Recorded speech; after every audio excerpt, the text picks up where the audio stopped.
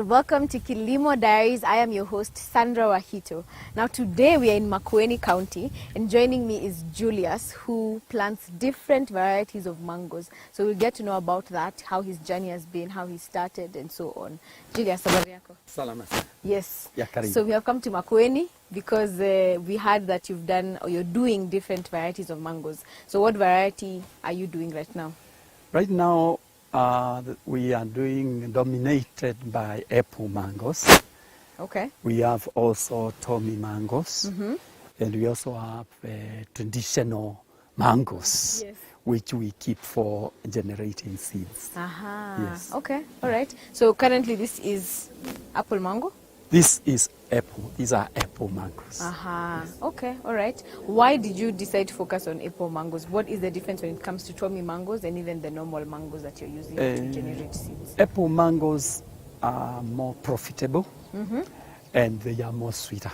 Oh, nice. Tommy mangoes, even when they are not ripe, you can enjoy them.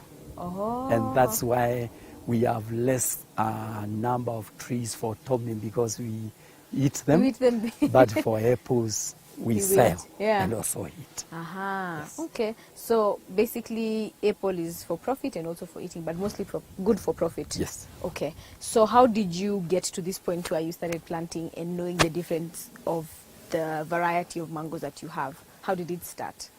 Yes, I was undertaking a project in a place where they were growing grafted mangoes.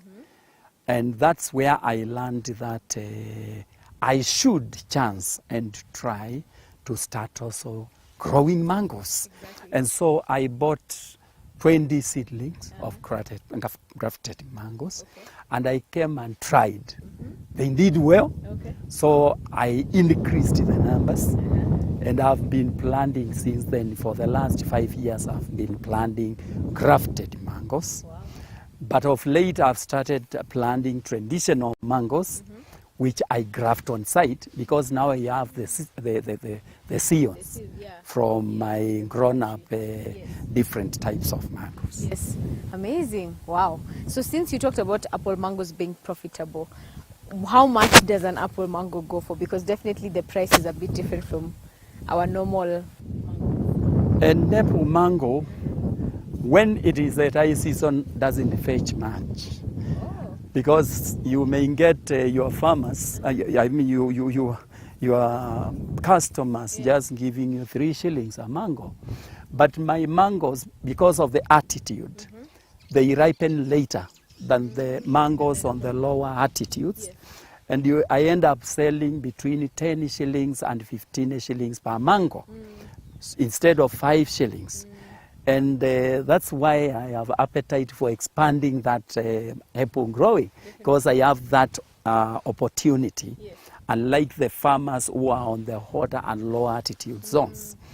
Yes, but definitely we are also chancing other types of mangoes very soon. Yeah. Okay, so from one tree, how many mangoes can we expect to produce? If you manage the mango properly, a middle age tree will give you over 1,000 mangoes. Wow. So over 1,000 mangoes at 15 shillings. Yeah. You are talking of about, that's about 15,000 shillings. Yeah. And if you have 10 trees, that's quite 150,000. One season. Interestingly, on my site, we have a lot of off-season crop harvesting from these mangoes, which are late flowering. And now is when they are flowering, when the others are being harvested. Okay. You had talked about management, and management being very key for you to know how much you can produce. How has management been for you, and what are the challenges you've experienced while managing apple mangoes for the last 5 years? Management in tree growing mostly revolves around constant monitoring. And number 2, also it revolves around timing. If you are planting the right time, is very important. If you are spraying the right time, is very important.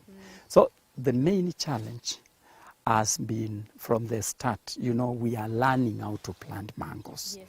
So we did not have enough adequate knowledge of making the oil and also putting adequate manure. Yes. But now we have learned that, and that's why we are expanding. Notwithstanding, we are faced with a number of challenges. Okay. Number one, we have these small insects which may eat from the bottom of the tree, Okay. and then it dries up all Yeah. of a sudden. Yeah. You have a very good tree, but it's drying up. That has been the biggest problem from the beginning. Number two is actually flowering. Once it flowers and your timing is not very good, you lose all the flowers and you cannot harvest anything. There are many problems which relate to flowering. But once again it forms into a mango, it has challenges, especially of can't remember that. Is it a fungi or is it a descendancies? I think the agronomists have been reading from Oxfam, their magazines, and learning for myself how to manage these crops properly. I have subscribed to their wall. I've also been a constant purchaser of their seedlings. Yeah. Actually, some of them, quite a number of them, are from their farm. And quite often I call the agronomist, who recently advised me especially to be very careful with the diseases and fungi. Yes. And sometimes I also go there to seek advice. So I'm optimistic soon their magazine will reach a wider reader. And it will help more farmers. Yes. So you've talked about being constantly scouting and looking at your tree, and you've talked about some of the diseases and pests, like the little animals that eat off. How have you been able to manage that? Have you been constantly spraying? What has, especially with the whole 5 years of now learning more about apple mangoes, how has that been for you in terms of controlling the pests and diseases on the mango tree? Actually, for these ones which stick from the roots, those ones you just pour convido on the roots and you can't see them. But once the mango grows up, those have no problems. But the ones for attacking the flowers, that's the biggest problem. Okay. And you see in the market also, those who are supplying chemicals and insecticides, they keep on changing. Yes. So you also have to keep on the media to understand what's the latest chemical, what are the latest insecticides, and for which diseases. And that's why also in the magazine for Oxfam we scout for them, looking for various and changes, because diseases also change, they come differently. Because we have neighbors also who have also other crops. The advice is that you don't put so many other crops near the mangoes, because they have their own diseases which are different from what you have been scouting, understanding, and also spraying. So that's very important. And that's how we have been scoping. If you check these mangoes, they have now given good yield crops. If you go to the market now, it's full of the mangoes. But these ones are not ready. So that's why we say we are enjoying late crop harvest. So how then are we able to tell when this specific apple mango is ready? Because now they look purplish. So what color do they turn? How will you know that they are ready? This mango will turn a bit redder. It will, once this ash color moves out, you will know it's almost ready. Like now you can see it here, this one has started to change. This one is yet to go. So this one will ripen later than this.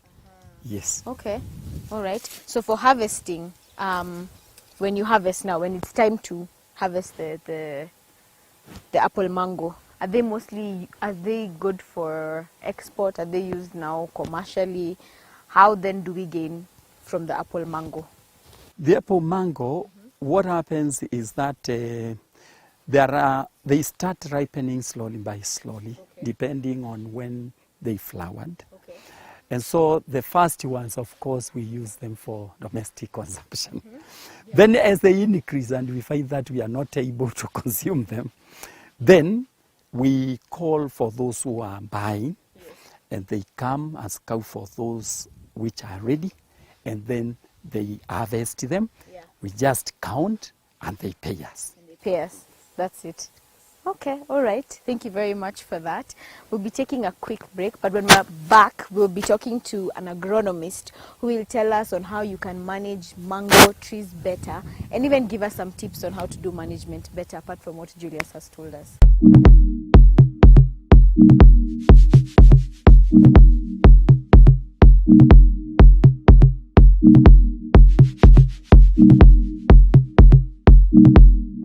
Welcome back. For those who are joining us, we are in Makueni County, and just before the break we were talking to Julius, who grows apple mangoes, and he talked to us about his experience and of course the different challenges that he's faced as a farmer. Now joining us is our agronomist Wanjiko, who will give us tips and give Julius and any other farmer out there planning to do apple mangoes on how to manage the crop better. So Wanjiko, how are you? I'm doing good. So now Julius has talked about different problems that he's facing. We have the flower abortion, we have the pest on the root. Can you give us tips on how we can avoid that, or what he can do to manage his crop better? So on flower abortion, it's the falling off of the flowers from the mango tree. And normally it occurs because of lack of soil moisture and also pollination. So when it gets to soil moisture, because this is a semi-arid area, he needs to irrigate the crops, a lot of it. Or rather he can do mulching, which helps in conservation of soil moisture. And then on pollination, well, there are agents of pollination such as weed. And if at all there is no weed, then you can do it artificially by installing beehives. Yes. All right. Because bees do help in pollination. Definitely, definitely. Okay. So even when it comes to flower abortion and this pollination, there are various ways of controlling it, as you've told us. But what about the pests he talked about? How do we control the pests in the roots, which cause maybe stunted growth and eventually affects the produce?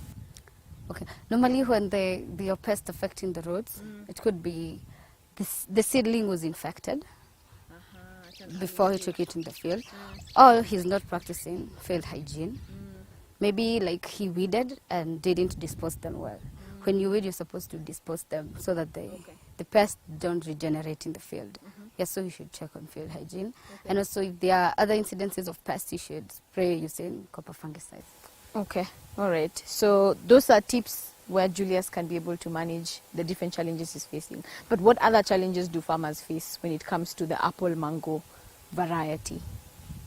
Well, if they don't do management, such as pruning, which is among the management practices, of course, it will be so leafy, taking up more nutrients, and then less fruits per tree.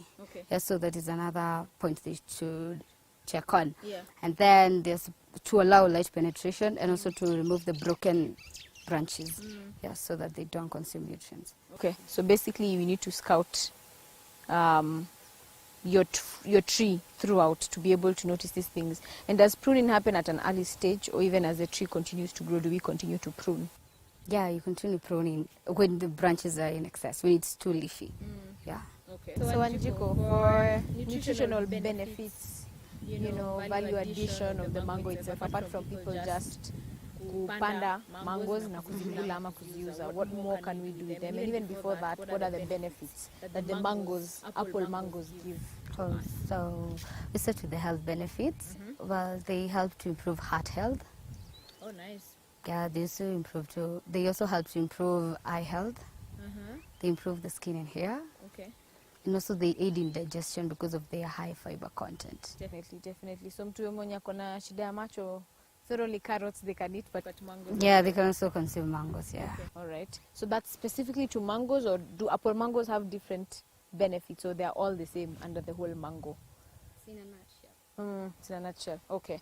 So we've done our benefits, improving of skin. For those of you who are probably struggling with your skin, mangoes are a good source of. You can use them to improve your skin. To improve your skin. So let's go into the economic value. Apart from a farmer planting the apple mango itself and selling it, what more can we or can they do with the mangoes? Well, when it comes to economic value of mangoes, well, they are a source of income. You can grow them, you sell them locally or internationally. Okay. And you can also value add and when you value add them, you process them, and value added products fetch higher market prices as compared to Like selling the mango the primary product. Like now, when you can sell a mango at 20 shillings, but when you make juice, just a glass, Yes, it's yes, going yes, for yes, 50 yes. bubbles. Also, Yes, yeah. yes. So they can opt for value addition to maximize on profits. Okay. Yes. All right. So we've talked about the health benefits. We talked about value addition, where instead of only selling the mango at, as Julius told us, 10 to 15 shillings, you can do more and sell them and sell it in a better way of juice or making yogurt. You know, people who make yogurt with mangoes. When it comes to a farmer, and we've talked about management tips that you've given them, Yes. but because you had initially stated that the problem of pests and diseases comes from the seedling, when you immediately plant the seedling itself. What are those tips they need to look out for before they even begin to plant the mango tree itself? When it comes to getting quality seedlings, you need to get them from a dealer who is certified by KILIMO, the body that regulates plant health. Okay. Yeah, and you also need to check on your field hygiene. We had talked about that, about weeding and everything. And about weeding, you ensure that you dispose your weeds. Yes. You said as far as possible from the plant. Okay. You being an agronomist and a farmer getting certified seeds, for example, how do you work with these farmers and agronomists during that period of planting the mango?